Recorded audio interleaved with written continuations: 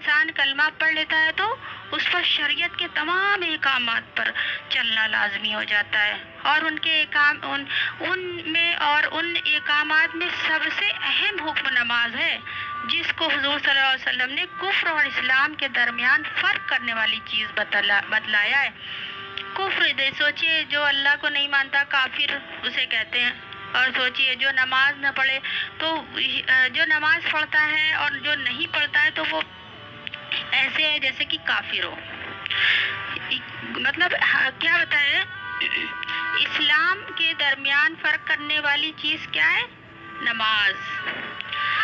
اہم حکم ہے، یہ سب سے اہم حکم ہے۔ سوچئے جب اللہ پاک نے سارا دین جبرائیل علیہ السلام کے ذریعے ہی بھیجا، لیکن جب نماز کو دینا ہوا تو اللہ پاک نے حضور پاک صلی اللہ علیہ وسلم کو